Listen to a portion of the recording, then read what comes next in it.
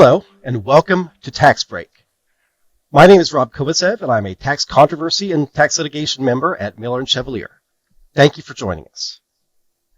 We all knew that 2025 would be a watershed year for tax policy.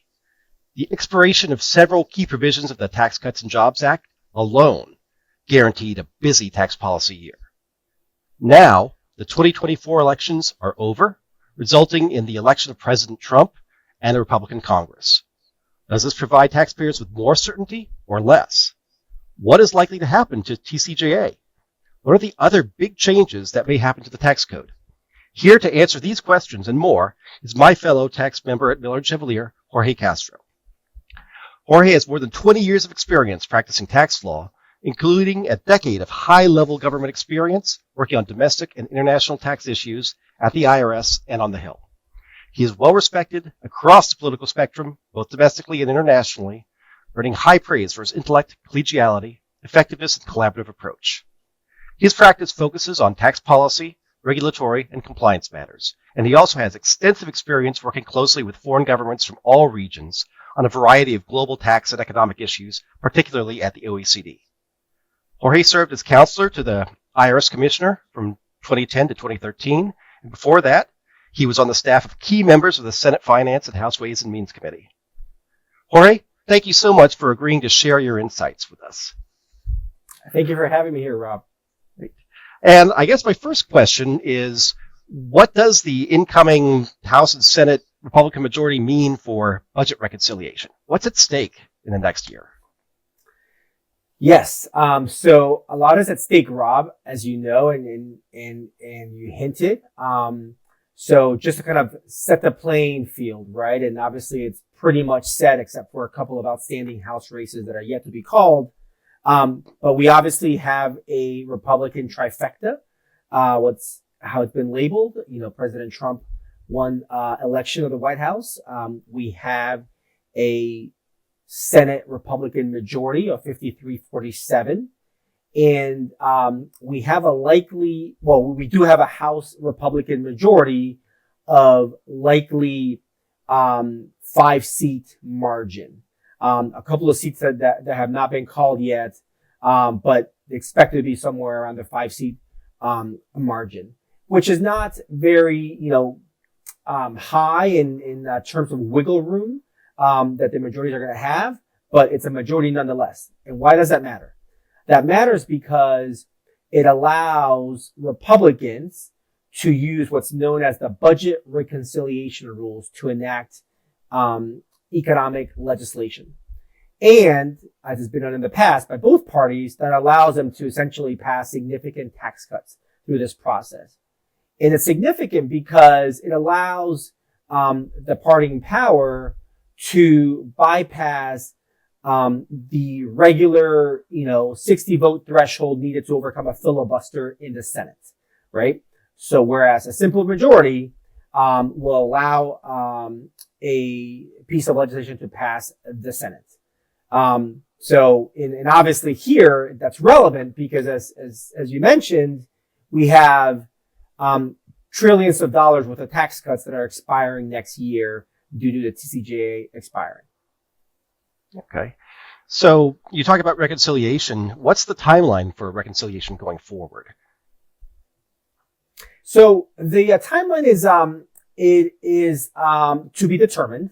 And I guess what we do know what President Trump, President Trump and Republican leadership have been advocating to kind of pass a major tax package within the first 100 days, right? We know that's kind of what they're going to work toward and what their goal is. But I think it's important to know that very significant steps have to happen before a bill is signed. And maybe just to put this into context, right? Remember that when President Trump came into office for his first term in 2017, tax cuts were a big part of his agenda. And recall that the TCJA was not signed into law until December of 2017, right? So it was a year-long process.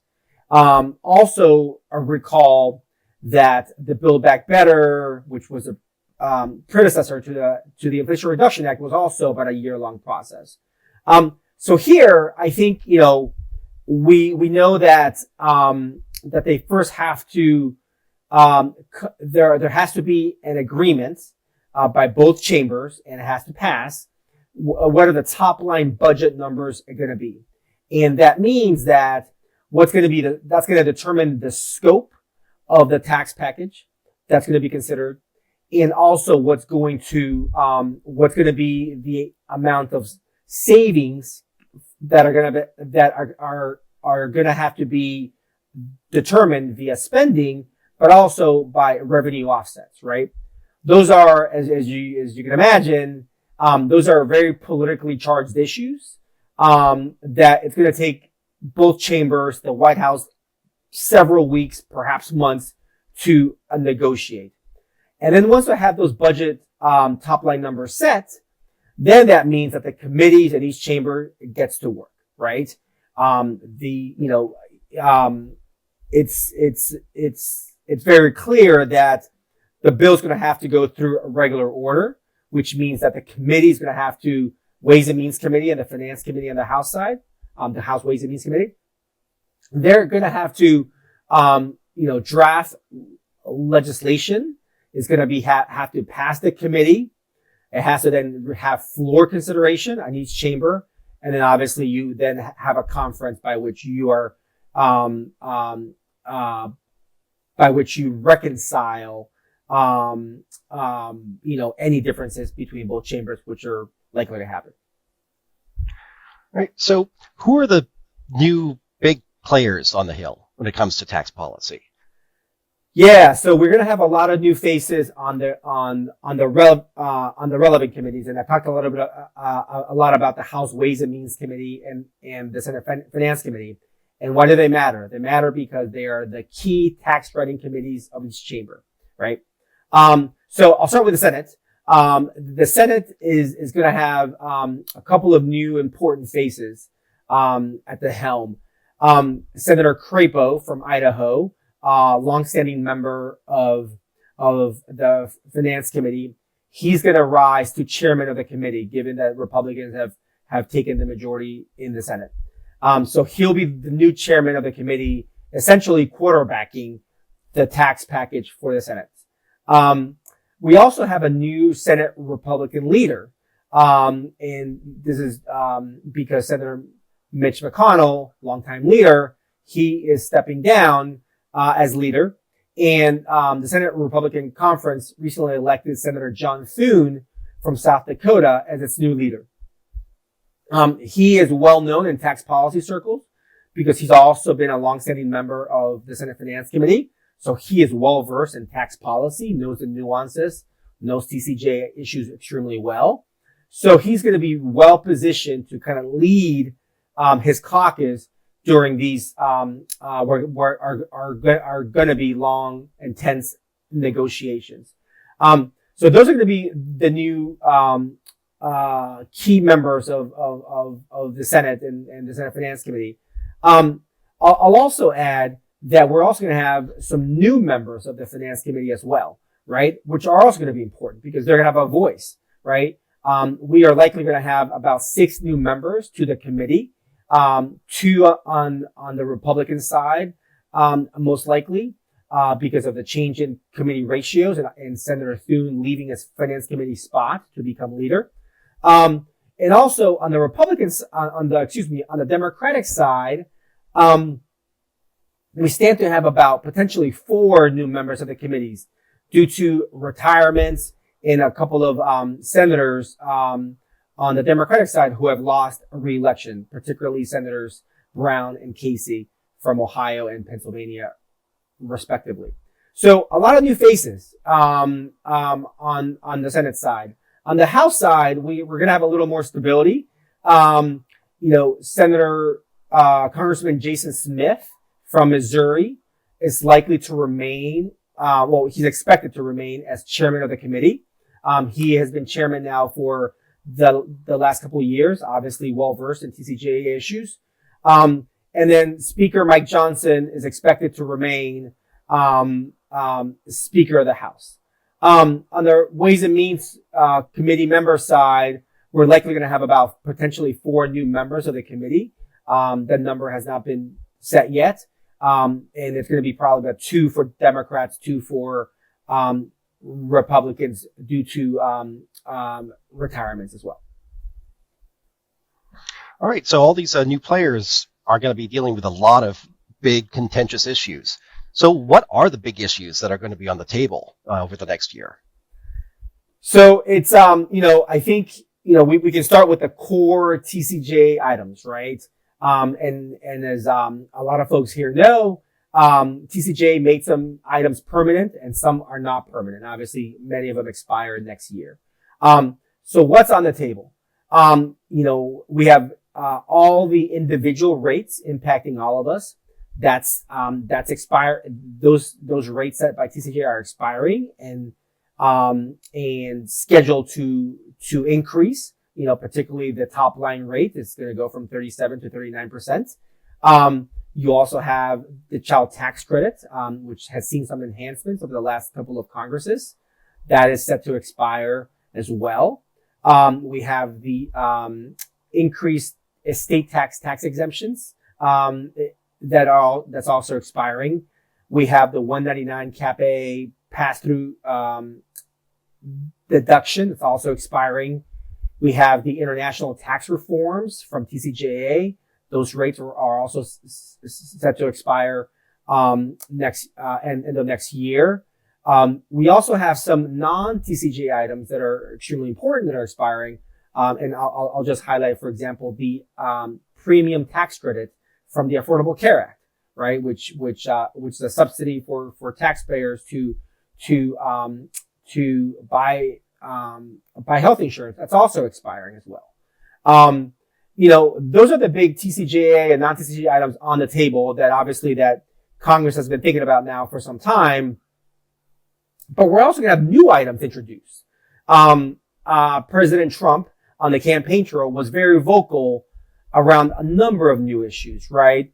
Tax relief for tip workers, overtime pay, salt relief.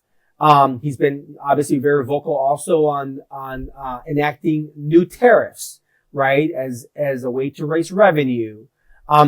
Those are going to be new issues on the table. Some of them which can be revenue losers, some are revenue raisers. And they're likely going to be on the table as well. So I think all that to say, Rob, and I think the punchline for us is that I think Congress is going to be looking at issues beyond TCJA, right? Either to enhance or to raise revenue as well. So I think taxpayers that have any issues that perhaps feel that are going to be on the menu need to think long and hard about how to activate in Congress. Okay. Now you said something about pay-fors, and it seems like there's a lot of proposals to lower taxes, not so many that would raise revenue. Can you explain what you mean by pay-for and how that works? Yes. So pay for a revenue raiser, tax offset, right? We use this jargon a lot here in Washington D.C. But essentially, they are tax increases, right? And they are relevant because in order for the budget reconciliation rules to work, you have to reach certain budget revenue targets, and you can't realistically and practically you can't do it all by spending, right? Which means that that's going to put pressure on Congress to raise revenue, right? So that they can, have the bill be balanced essentially in the end. They have to raise revenue. So, and we don't know that top line number that we keep discussing here. That number is going to be determined, I presume, hopefully early in the new year. And that could be either $1 trillion. It could be $2 trillion. But it's going to be a big number. And that means, for example, if it's set at $1 trillion, the revenue offsets that they have to hit, that means that they have to come up with tax increases to fill that gap. and that's going to come from particular sectors, right? That happened in TCJA, that obviously happened in other in Inflation Reduction Act and other bills. It's obviously it is a process by which it's going to create winners, and there are going to be some losers. Okay. And I know some of the big winners in the Biden administration included people in a lot of renewable fuels, alternative energy type industries. Is that likely to continue? Is that something where there might be some of those tax credits might be in jeopardy? What do you see coming down the pike for that? Yes, that's a great point, Rob. And as you know, as you mentioned, the Inflation Reduction Act enacted billions of dollars worth of tax incentives in the clean energy space.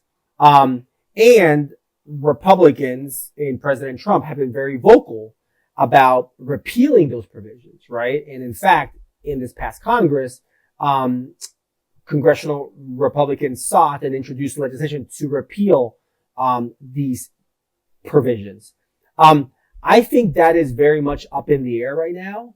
I think it's congressional Republicans and President Trump have been vocal to scale back these provisions, which are obviously now being implemented as we speak. However, I think I'll tell you that what we've seen, as we work with colleagues in Congress, is that clean energy investments have happened. They're and are happening, and they will happen. They are occurring nationally. They're happening in Republican-leaning states, Democratic-leaning states, congressional districts, right? And I think what you're finding is that you have congressional Republicans are realizing that significant investments and jobs are being created, right? So I think that's changing a bit of the tenor and the outlook on these tax provisions. Now, that's not to say that they're all safe, because obviously repealing the IRA provisions would be a significant revenue raiser. Hence why I think it's on the menu. So the question is going to be which ones survive and which one don't, and which get scaled back. Okay, and I know another, I guess would say big winner, but another proposal that that was enacted in the IRA was the CAMT, right? The Corporate Alternative Minimum Tax, and there's a stock buyback, tax provision in there. Are those likely to be on the chopping block too, or do you think those are pretty safe? No, I think that there are a lot of stakeholders that obviously are going to be seeking to repeal or scale back CAMT and stock buyback. From the IRA. I think the challenge there is going to be that would be a significant revenue loser, right? So when obviously congressional Republicans are going to be looking to enact tax cuts, right? This goes in the opposite direction. So I think it's going to be considered. I think that they are thinking about it, what they can do to, what changes that they can make to them, whether if it's not outright repeal, what changes can be made. But I think, something that's going to be, strongly considered is like, well, what is the revenue impact, from doing that? Okay. So another big priority for the Biden administration was increasing funding for the IRS. There was that $80 billion in additional funding, which was enacted. It's been pared down a little bit since then. And I think a lot of people are wondering, with the change administrations and the Republican majority, how is that going to affect the IRS budget-wise and otherwise? Yes, I think it's, obviously significant cuts to the IRS is going to be on the menu. This is, congressional Republicans and President Trump, and I've obviously been vocal about scaling back, government spending, and particularly IRS spending. You'll recall obviously, about 80 billion of increased spending from the Inflation Reduction Act for the IRS. What's interesting about that is that 9 months later, the Biden administration and congressional Republicans in 2023 scaled back those IRS investments. About, 20 billion over the subsequent 3 years were cut back, in the Fiscal Responsibility Act, which was the debt limit bill from 2023. So what's interesting about that is that the political winds can change very, very quickly, right? It's all going to be a question of priorities. But I think it's certainly going to be on the table next year. IRS spending, IRA spending, particularly, being scaled back. I think, one challenge that I think, a couple of potential challenges. But one challenge that congressional Republicans are going to face is that, how the Congressional Budget Office scoring, happens when you reduce IRS funding, that actually, is seen is scored as a revenue loser, because it means a reduction in tax revenues by decreased tax enforcement, right? So it kind of works in the opposite direction, from a revenue offset perspective. So I think that's going to be an issue that Republicans are going to have to contend with, but we do know that that's going to be on the menu. The other issue that I think it's to be determined is that, since the IRA was passed, the IRS has obviously implemented the strategic operating plan, significant investments in a number of different areas of the service. And, you've seen enhanced customer service, offices, personnel, to, respond to taxpayer needs. And, you've seen those investments that I think have been successful. So, that can change the tone a bit of perhaps of, how much you scale back IRS funding. And I think that's going to be, a question mark going into next year. Okay. So with so much at stake in tax policy in the next year, I'm sure a lot of people listening here to this podcast are asking, what can I do to have a voice in everything that's going to be going on inside the Beltway over the next year? So I guess I'll ask you, what are the best ways for taxpayers to have meaningful input into this whole process? So absolutely, if you, sense that there are going to be tax provisions that, you or your organization rely on, obviously educating Congress on those, on the importance of those provisions is going to be extremely important. Whether you do that directly, engaging with members of Congress, or you do it through trade associations, coalitions, I think that is, that's also important and can move the needle. Organizations usually use both strategies. They engage directly and they, put resources towards working with associations and coalitions, because at the end of the day, the more voices, are being heard, the better. I think, just to get a little more specific, I think, certainly think about, any constituent connection that you may have, with your local member of Congress in the House, your state senators, right? Obviously, haven't been on the Hill, that, whether you're in the House or Senate, the first question that you're going to ask on any package is going to be, how does this impact my constituents, right? So making, a connection and educating your local member of Congress is extremely important. And also just having a special focus, as we mentioned, on the tax writing committees, right? The Ways and Means Committee in the House and the Senate Finance Committee as well, right? Because that's going to be ground zero in terms of developing these ideas, batting around suggestions and proposals. So, if you are in a state or district where your local member of Congress senator are on the Finance Committee, definitely see that as an advantage, and seek to engage them. But I will tell you that even if they're outside the Finance Committee or the Ways and Means Committee, that's still going to be very, very important. Why do I say that? I say that because with the margins being so tight, in the House particularly, but also in the Senate, every member of Congress of the House Senate is really going to matter, right?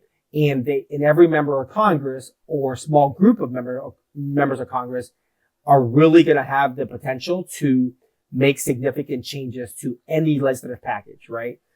Let's just look at the example of the Build Back Better and the Inflation Reduction Act, right?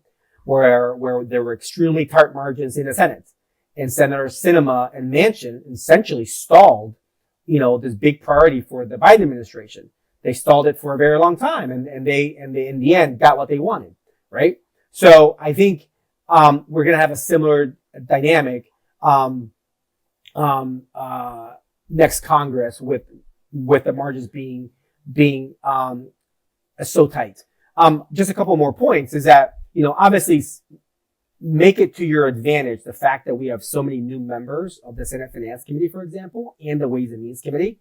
And look at it as an opportunity to introduce your organization, educate them on what you do and obviously the investments that you make in the district or in the state. So keep a keen eye there. But also just, I think maybe, just to, I think, get to, one of the other key points is you really kind of have to monitor at least kind of what's happening on Capitol Hill, right? Drafts are going to be flying by. They will be made public, right? But you kind of have to be monitoring and in the know. So, being able to, monitor the legislative drafts, assess and model how they impact you is going to be very, very important as well. All right. Well, it sounds like we're going to have a lot to talk about when we come back again. And I hope you can join us again, maybe in 6 months or a year, to talk about all the, your predictions to see what's happened. I'm sure that there's going to be a lot to talk about. Yes, there will. All right. Thank you so much for agreeing to share your insights with us. And thank you for everyone for listening. This is Tax Break.